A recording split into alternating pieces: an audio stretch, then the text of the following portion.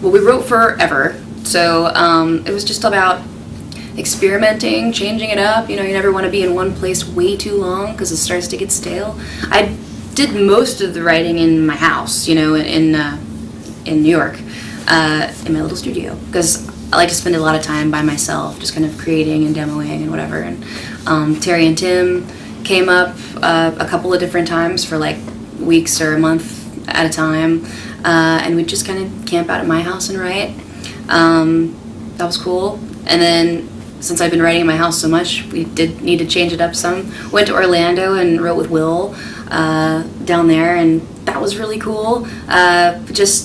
That was more of a jam kind of writing, but it was cool because we were in a little studio, so we had the ability to be recording at the same time. Not like, you know, studio for, not like recordings for release, but to demo our ideas out, obviously. Yeah, and then there was one really great, fun session where Tim and Terry and I landed in San Francisco and then drove like 4 hours through crazy hills and beautiful cliffs and all this stuff. Everything just got prettier and prettier and prettier, and I was like, where are we going? And there was this place, I mean, we found it, and I was like, ooh, neat, but it became this crazy journey road trip through the cliff mountains to this place in like Sonoma in California.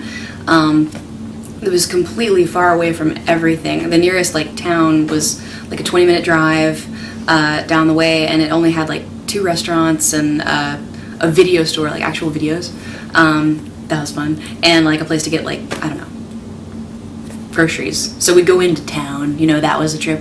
But yeah, we wrote some really cool songs up there. Just Erase This was one of the ideas that started there, and Say You Will. Let's see, I'm trying to think what else. We did a lot of writing there, but it was great because we were in this house, just 3 of us away, no phones, no email, no nothing, looking out just all windows at the water and the cliffs. And when we felt like we needed a break or like to clear our head or whatever, just go hiking.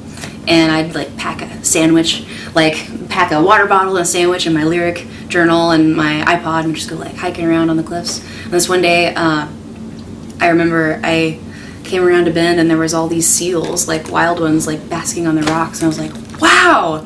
Just like sat down and watched the seals and ate my little sandwich.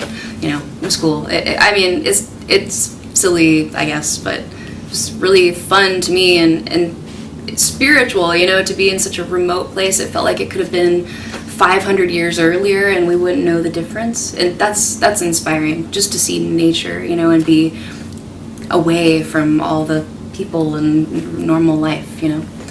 Yeah, that was a cool one.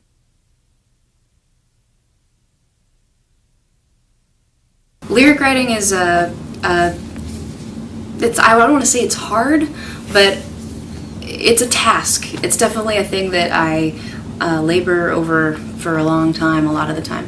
There's occasional moments where it comes out all at once. There was one of those. Change was one of those. That I was like, you know what? I'm really into this right now. I had a lot of other songs in the works, but I was like, guys, I'm just going to go home and write this right now because I have an idea and I feel like I can just knock it out. And I did. That doesn't usually happen.